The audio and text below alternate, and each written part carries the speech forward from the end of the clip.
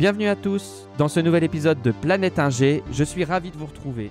Planète Ingé, c'est le premier podcast qui donne enfin aux ingénieurs une place de choix dans le brouhaha des médias pour vous permettre de comprendre l'actualité et ses enjeux grâce à ceux qui agissent, construisent, innovent et font bouger les lignes au cœur de notre société en pleine transformation.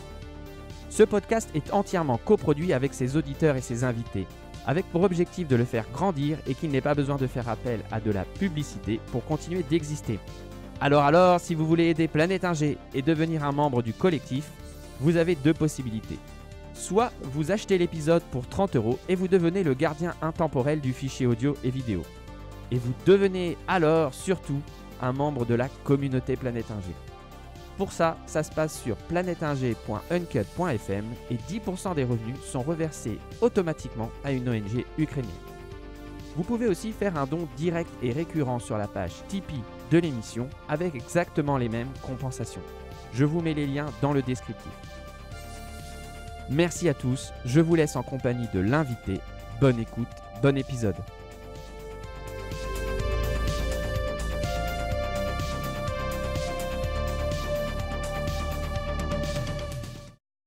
Bienvenue à tous dans ce nouvel épisode de Planète AG. Aujourd'hui, j'ai le plaisir de recevoir Caroline Chazal. Caroline, bonjour, merci d'être avec moi. Je te laisse te présenter aux auditeurs, si tu veux. Bonjour Mathieu, donc merci de ton invitation. Donc je m'appelle Caroline, j'ai 29 ans et je suis ingénieure en environnement. Heu bon, même si c'est un mot très, très large, mais voilà, en transition écologique, on va dire plutôt. Et je travaille dans la fonction publique pour une collectivité locale, en région parisienne, dans les Hauts-de-Seine. Ok, super intéressant. Donc là, on a parlé d'énergie. Moi, c'est un autre sujet qui m'intéressait, c'était euh, la mobilité et l'air, en fait, surtout la qualité de l'air, la Ouais. mobilité autour de ces problèmes. On sait que on en parle peu, en fait, hein. On se focalise sur des causes de mortalité diverses et variées, parfois sur des sujets infondés, mais Mmh. on parle jamais finalement de la qualité de l'air et de l'impact sanitaire que ça a. Ouais. Donc, j'imagine que c'est un gros sujet pour vous aussi, ou pas d'ailleurs? À toi de me dire. Pardon, je suis désolée, j'ai pas entendu la fin de ta phrase du coup. Non, je disais, est-ce que c'est un vrai sujet, déjà pourquoi on n'en parle jamais? Est-ce que c'est un vrai sujet? Comment on traite ce sujet-là? Est-ce qu'il est pris très au sérieux? Oui. Alors, est-ce que c'est un vrai sujet? Oui, effectivement, c'est un fait. Que, la qualité de l'air, c'est un enjeu de santé publique parce que, voilà, je vais pas me risquer à donner les chiffres, des gens qui sont malades ou qui meurent de maladies liées à la qualité de l'air chaque année, je les connais pas. Mais, ça, c'est un vrai enjeu de santé publique et c'est pour ça que depuis des années, voilà, en l'occurrence dans les grandes agglomérations et a fortiori l'agglomération parisienne, il y a des choses qui sont faites pour prendre ce problème à bras-le-corps, puisque de toute façon, le sujet de la qualité de l'air, en premier lieu, le responsable, c'est la voiture.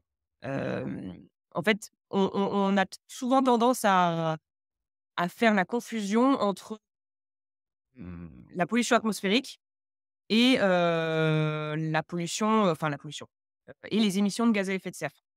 C'est 2 Mmh. choses très différentes. Ouais. En l'occurrence, les voitures, elles ont le double problème. Elles ont des émissions de gaz à effet de serre, parce qu'elles brûlent, un elles brûlent un combustible fossile, de l'essence ou du diesel. Donc ça émet des gaz à effet de serre, mais en soi, c'est pas mauvais pour la santé. En tout cas, à un instant T, c'est pas mauvais pour la santé. C'est quelque chose qui va dans l'atmosphère et c'est ça qui est responsable du changement climatique aujourd'hui. Avec d'autres choses, d'autres Mmh. émetteurs de gaz à effet de serre. Mais en tout cas, le fait de conduire des voitures à essence, c'est responsable d'une partie du réchauffement climatique. D'accord. La deuxième chose, c'est que quand on utilise une voiture thermique, le pire étant les voitures diesel, ça émet des polluants atmosphériques. En brûlant, en fin de combustion, ça émet des polluants atmosphériques, des particules fines, des particules ultra fines, des oxydes d'azote, voilà des noms un peu complexes, mais en fait, c'est des choses du coup qui, pour le coup, c'est ça qui est responsable de la pollution atmosphérique et du nuage un peu gris qu'on peut voir des fois quand le ciel est dégagé, sur Paris ou dans d'autres agglomérations et qui fait qu'on respire mal. C'est ça qui est responsable de ça. Heu et donc c'est deux problèmes différents, complètement différents à traiter, mais en l'occurrence sur le côté voiture, il y a comment dirais-je? Il y a un truc mécanique pour réduire ces 2 problèmes, c'est qu'il y ait moins de voitures. C'est mécaniquement, de toute façon, c'est nécessaire. Donc on peut en fait, on peut faire tous les, évidemment, il y a eu des progrès énormes qui ont été faits justement ces dernières années sur les moteurs pour qu'ils soient, qu'ils consomment moins. Donc ça agit sur le côté changement climatique, puisqu'on rejette moins de gaz à effet de serre dans l'atmosphère. Mais aussi sur le côté, polluant atmosphérique, voilà, par exemple, dans les pots d'échappement, les choses comme ça, qu'il y ait vraiment des meilleurs filtres, des équipements un peu plus performants pour que les voitures rejettent moins de polluants dans l'atmosphère. Du OK. coup, la qualité de l'air soit meilleure. Et qu'est-ce qu'on fait justement, concrètement au point de bon, la voiture, on fait reposer beaucoup de choses sur le citoyen pour le coup, Mmh mh. on culpabilise même pas mal. Ouais, Qu'est-ce qu'on fait concrètement quand on est une collectivité pour faire bouger un peu les lignes? Et ouais, pas que au niveau de la voiture aussi, j'imagine au niveau des industriels qui tout tournent à fait. autour. Qu'est-ce qu'on fait en tant que Heu collectivité? C'est quoi les plans, les actions concrètes qu'on met en place? Et ben, justement, alors, du le 1er levier, important qu'on mobilise, c'est d'inciter aux mobilités douces, aux mobilités actives. En premier lieu, le vélo. Hem, un truc qu'on s je s ouais, je sais pas si c'est très très connu, mais en tout cas, alors j'ai pas le chiffre exact en tête, mais je sais que plus de la moitié ouais, la grande majorité des déplacements en voiture, ils font moins de 7 kilomètres. 7 kilomètres à faire, a fortiori quand on habite en ville, c'est plutôt facile à faire à vélo. Je ne dis pas que c'est plus facile à faire quand on habite en campagne, évidemment, là, des fois, les infrastructures sont pas là. Mais justement, à charge des collectivités de mettre tout en place pour que les gens se sentent en confiance et en pleine possession de leurs moyens pour prendre leur vélo à la place de leur voiture. Donc D'accord. ça, justement, c'est le rôle d'une collectivité comme la nôtre. C'est le rôle d'une intercommunalité quand elle a la compétence de le faire. Nous, en l'occurrence, on l'a. Voilà, d'organiser les mobilités pour inciter les gens à laisser leur voiture au garage et plutôt à prendre leur vélo ou les transports en commun. Mais pour le vélo, du coup, nous, on a adopté cette année un grand plan vélo sur, voilà, d'à peu près une dizaine de millions d'euros, donc c'est un gros investissement de la part de la collectivité pour, vraiment inciter massivement les gens à se reporter sur le vélo, à la place, au maximum de l'utilisation de leur voiture. Donc ça veut dire, déjà, mettre en place les aménagements qu'il faut pour que les gens, se sentent, effectivement en sécurité, en confort, voilà, pour, prendre leur vélo. Donc c'est faire des pistes cyclables qui soient larges, qui soient sécurisées par rapport à la voie de voiture, qui soit, voilà, bien avec un revêtement correct. Donc ça déjà, c'est une énorme partie. C'est déjà leur dire: «OK, avant vous effectivement, on vous demandait de prendre votre vélo, mais vous ne pouviez pas nécessairement le faire parce que, bah, vous vous sentiez pas en sécurité, parce que vous rouliez sur une route qui était avec des voitures, avec des camions, que sais-je». Donc là, on a fait une vraie piste cyclable qui est séparée, qui est même sur le trottoir des fois, partagée avec les piétons. Donc là, déjà, on met à disposition cet aménagement-là. Donc ça, effectivement, c'est à notre charge. C'est à la charge de la collectivité de le faire. Tu sens ça bouge bien, donc là, au niveau vélo, au niveau moyen, il y a pas tu penses que ça, c'est des choses Ah bah, en tout qui cas, sont bien faites? là, oui, ça marque un vrai engagement de la part de la collectivité, quoi, pour inciter les gens à aller sur des mobilités douces, effectivement. OK. Le fait de demander aux gens de changer leur mode de déplacement, ça peut pas marcher si on met déjà pas tout en place pour qu'ils puissent le faire. Donc ça, OK. c'est une première condition, indispensable. Donc ça, c'est la première chose, c'est en tout cas une grosse brique du plan vélo. Et à côté de ça, bah, il y a aussi, est-ce qu'on vous donne la possibilité de vous garer? Donc là, il y a par exemple, on vise de doubler le nombre de places de stationnement sur le territoire, à horizon 2025 ou 2026, je crois. Voilà, donc c'est pareil, il y a des études qui sont faites pour les mettre à des endroits vraiment stratégiques, des endroits pratiques pour les gens, aux abords des gares évidemment, des stations de métro. Voilà, donc ça c'est une deuxième chose. C'est Heu, pas un peu, excuse-moi, c'est pas un peu utopique, de croire que les gens vont prendre leur vélo tout le temps à un moment donné? Enfin, je veux dire, il faut quand même, avoir les pieds sur terre, il y a des gens, ils ont des familles, enfin, la voiture, alors c'est quand oui, même pratique, évidemment, l'hiver, il pleut, enfin, évidemment, tu vois? Tout basé sur, l'utilisation du vélo, c'est pas un petit peu, il y a pas que ah non, mais il y a pas que ça. Il y a pas que Ouais, ça. Là, je te donne l'exemple du vélo parce que, je reprends ce que je disais au début que, la majorité des déplacements, c'est des déplacements de cours. Là, d'accord. du coup alors évidemment, le côté, les familles, les gens qui ont des enfants, évidemment, c'est des déplacements sur lesquels on pourra moins agir. Mais à côté de ça, du coup, on va aussi, renforcer les transports en commun, mieux mailler le territoire, faire en sorte qu'on a, des bus, des métros. Alors évidemment, il y a des choses sur lesquelles on peut moins agir. Je pense par exemple à la RATP, il y a une pénurie de chauffeurs en ce moment. C'est un fait. C'est quelque chose sur lequel on peut difficilement avoir la main, mais on travaille de concert avec eux, avec Île-de-France Mobilités aussi, pour essayer de remédier à ça au maximum. Voilà, en tout cas à notre échelle, heu, ça c'est le genre de choses qu'on peut faire pour améliorer le la qualité de l'air, effectivement. OK. Notre, point, c'était, l'organisation des l'aménagement des territoires. Tu en as peut-être Mmh. déjà, parlé, ou, non, il y avait les déchets aussi. Tiens, j on peut parler des Ouais, déchets, la gestion des déchets justement. ouais. Et c'est quoi le point, le cœur du problème autour de ça et quelles sont les actions que les collectivités Hem, alors, ch le principal, notre principal outil d'action, nous, c'est que, on met, attends, excuse-moi. Mmh. Hop, excuse-moi, c'est qu'on met en place un plan local de prévention des déchets. Puisque nous, du coup, on a la compétence, dans notre collectivité de la collecte des déchets. Donc on a un énorme travail à faire sur en amont, avant la collecte des déchets, qu'est-ce qu'on peut faire pour que, ce qu'il y a dans la poubelle à la fin soit le plus minime possible? Donc pour ça, on est en train de construire un plan justement pour, vraiment réduire ça. On a fait tout un diagnostic en disant: «OK, qu'est-ce que les gens jettent? Combien de kilos, jettent les gens par an, par habitant? Qu'est-ce qu'ils jettent? Où est-ce que ça termine?» Et donc voilà, on s'est dit: «OK, typiquement sur, les déchets alimentaires, donc ce qui reste dans ton assiette et qui finit la majorité du temps à la poubelle, ça représente, X kilos qu'on pourrait réduire, qu'on pourrait ne pas collecter à la fin». Et donc là-dessus, typiquement, pour réduire les déchets alimentaires, non seulement ça, c'est depuis plusieurs années qu'on fait ça, on distribue des composteurs aux habitants. Ouais. Donc soit des composteurs pour, leur appartement, soit des composteurs pour, leur maison, en pied d'immeuble ou aussi en quartier. Donc ça, c'est quelque chose qu'on fait depuis, déjà presque 10 ans, je dirais. Donc aujourd'hui, on est à peu près à 7% de la population qui a un composteur, soit personnel, soit pour son quartier. L'objectif, c'est de passer à 20% d'ici 3 ans. Donc ça, c'est déjà un gros point et ça a plutôt un bon succès. Et la deuxième chose, qui va entrer en vigueur à partir de l'année prochaine, c'est qu'on va commencer à collecter, spécifiquement les déchets alimentaires. Et ces déchets alimentaires-là, ils seront envoyés à terme dans une unité de méthanisation qui va se construire qui est en train de se construire à Gennevilliers. Donc, Mmh. c'est pas sur notre territoire, mais c'est pas loin dans le 92 et en l'occurrence, ce sera un centre, de méthanisation.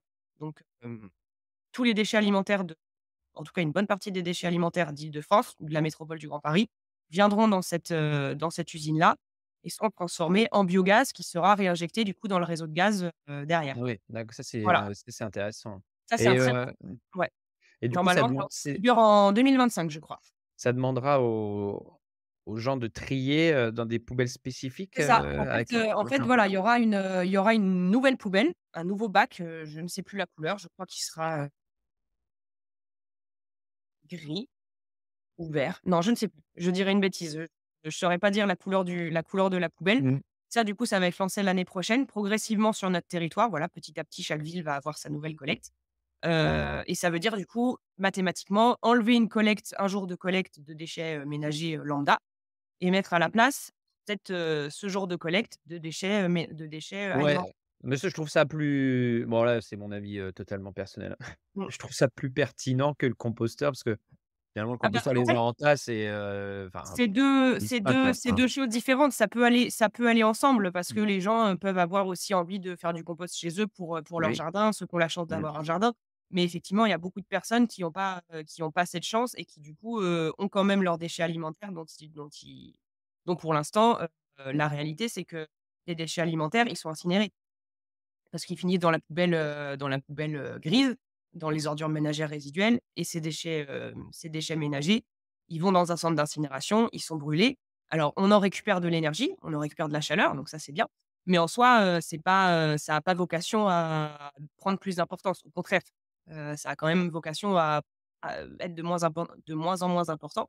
Et le truc avec les déchets alimentaires, quand on les brûle, les déchets alimentaires, c'est tes épluchures de légumes, c'est, voilà, c'est de l'eau majoritairement. Donc aujourd'hui, une partie de nos déchets, c'est de l'eau et on les brûle. Il y a un petit peu un non-sens là-dedans. Du coup, nous, on veut vraiment, en l'occurrence, on est un petit peu en avance sur la loi parce que de toute façon, c'est une loi Mmh. qui va entrer en vigueur en 2024. À partir de 2024, toutes les collectivités seront obligées de proposer à leurs habitants une solution de collecte de leurs déchets alimentaires. Donc, D'accord, on a un OK. petit peu d'avance sur la loi, mais de toute manière, c'est quelque chose qui va devenir, obligatoire. Voilà. Et ça fait une excellente transition avec le dernier pilier que je voulais aborder aujourd'hui, c'était Ouais. les problématiques autour de l'eau. Mmh mh. Quelles sont les problématiques qu'on envisage, à moyen terme à cause du réchauffement et comment est-ce qu'on a déjà des problématiques, mais déjà aujourd'hui, auxquelles on doit faire face? Et comment on les aborde justement d'un point de vue de la collectivité? Qu'est-ce qui est mis en place? Quels sont les plans, les contraintes autour de tout ça? Est-ce que tu parles de la sèche des problèmes de sécheresse ou des Bah, de l'eau problèmes. en général, ouais, je connais pas du tout le sujet, donc je compte sur toi pour, Bah, en l'occurrence, la question de l'eau, nous, on a une compétence qui est au niveau de l'assainissement, mais c'est une compétence qui est déléguée à un gros syndicat qui gère le traitement des eaux usées. d'accord? Nous, on collecte les eaux usées, mais après la partie de traitement, on n'est plus maître de ça. Hem, Après sur l'eau, l'approvisionnement en eau, c'est pareil, en eau potable, en eau non potable, c'est un syndicat qui gère ça, sur l'Île-de-France, enfin hors Paris en tout cas, c'est Mais toi, le tu es au voilà. courant de problématiques déjà qui s'annoncent, autour de ces sujets-là ou pas? En Enfin de termes ce sujet-là? d'approvisionnement en eau, non, j'ai pas forcément connaissance de ça. Bon, en plus, on est sur un territoire qui est pas rural, qui est pas où voilà, on n'a pas d'exploitation agricole, de choses comme ça. Donc forcément, la problématique se pose moins. Hem, Parce que c'est un sujet qui revient ouais, souvent, on c'est dit que c'est un sujet qui est vraiment, sous-estimé dans mmh. sa gravité, l'accès à l'eau potable, donc voilà, je savais pas, je te pose la question et c'est pas une question piège Non, si non, non, bah, non, en l'occurrence, là, pour le coup, moi, j'ai moins la vue sur OK, ça. Je connaissais un petit peu le sujet parce que j'avais travaillé avant pour la régie d'eau de Paris, pour le coup, ouais, qui produit, qui distribue l'eau à Paris. Mais voilà, Paris, c'est vraiment très, très particulier. Pour le reste de l'Île-de-France, c'est un autre syndicat qui gère ça. Donc là-dessus, j'ai moins la main. Pour le coup, sur la partie, alimentation en eau potable, en eau non potable, on est moins décisionnaire et OK, gestionnaire. OK. Voilà.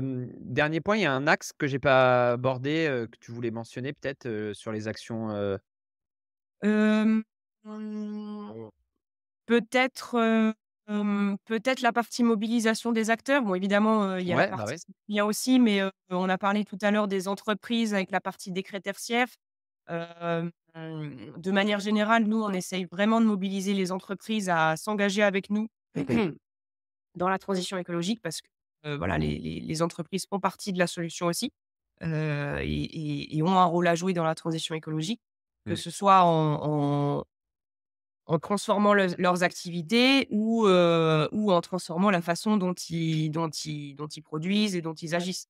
Donc là, on a commencé un vrai travail de fond depuis l'année dernière pour, en l'occurrence, créer une espèce de charte d'engagement des entreprises, avec la collectivité pour agir sur la transition écologique. Et donc on est en train de finaliser ça. On a déjà, quelques entreprises qui l'ont signé. On doit lancer ça, a priori l'année prochaine. Mais l'idée, c'est que, on non seulement on puisse valoriser ce que les entreprises font déjà, parce qu'il y a des entreprises qui nous ont pas attendus évidemment pour se lancer dans le mouvement et tant mieux.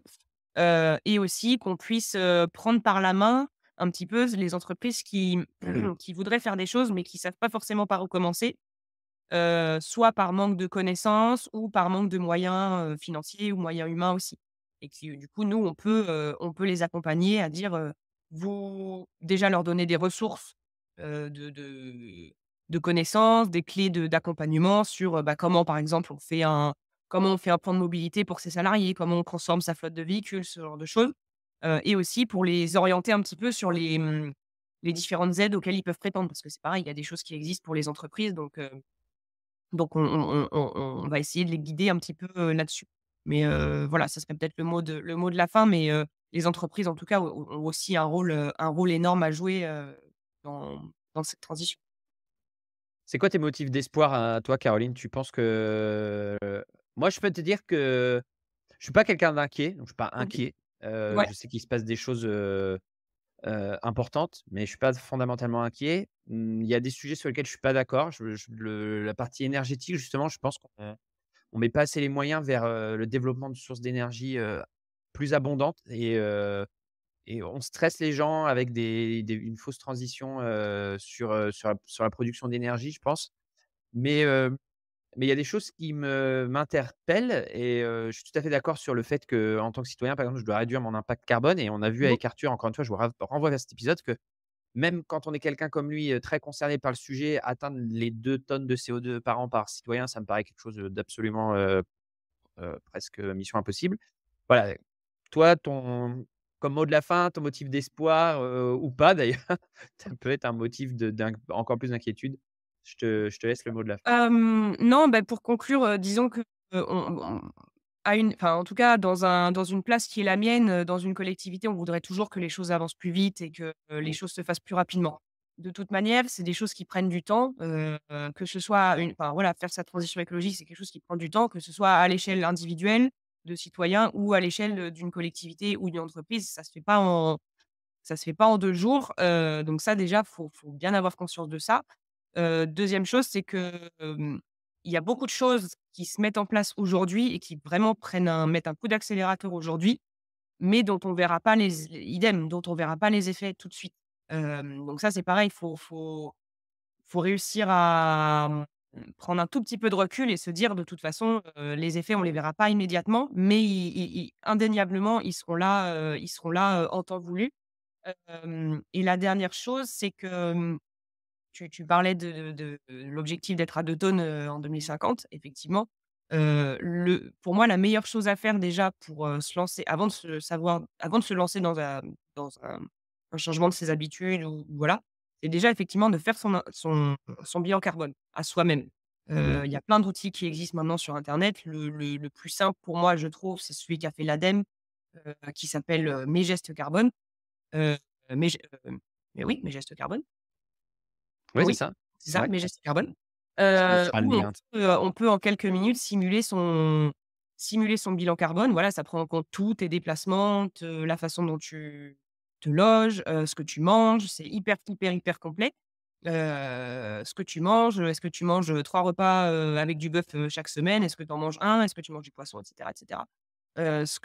Comment tu te déplaces?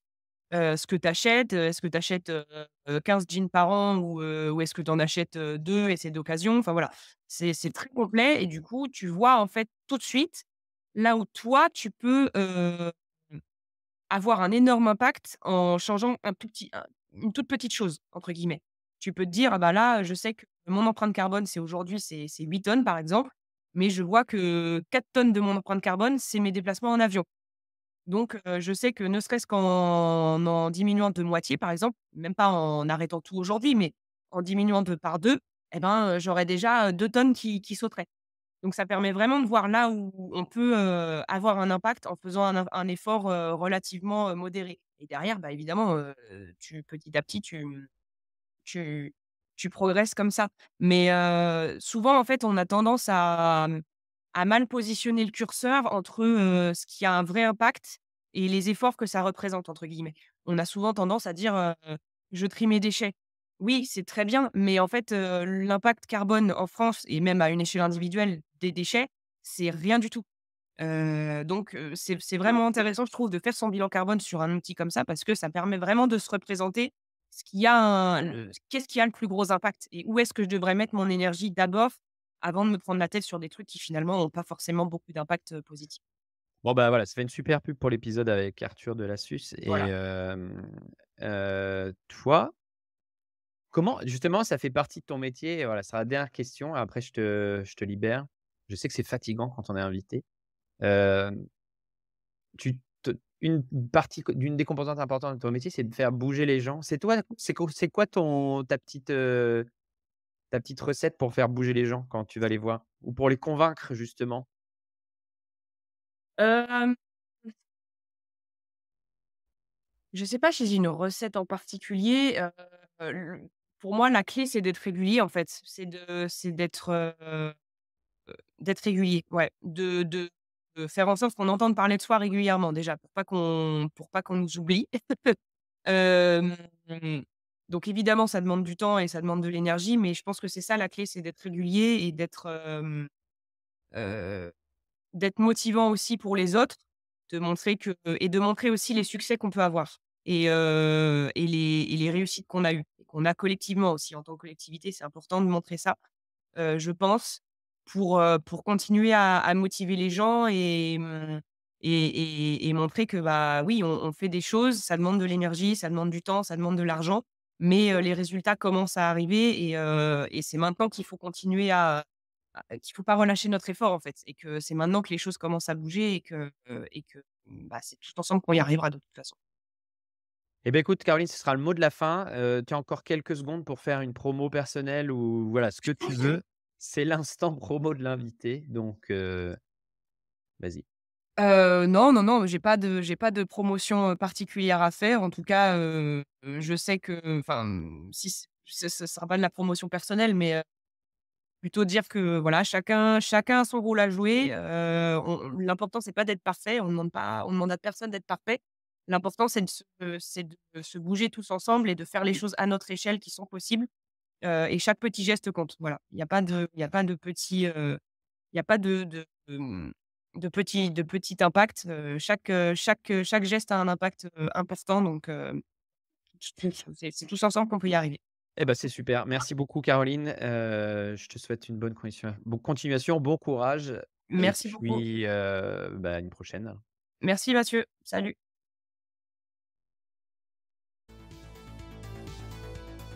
Voilà, c'est la fin de la première partie de cette interview passionnante et j'espère que vous vous êtes régalés. Rendez-vous mercredi pour la diffusion de la deuxième partie. En attendant, n'oubliez pas de vous abonner à la newsletter sur newsletter.planeteinger.fr, le lien dans le descriptif, pour ne rien rater de l'aventure du podcast. À bientôt!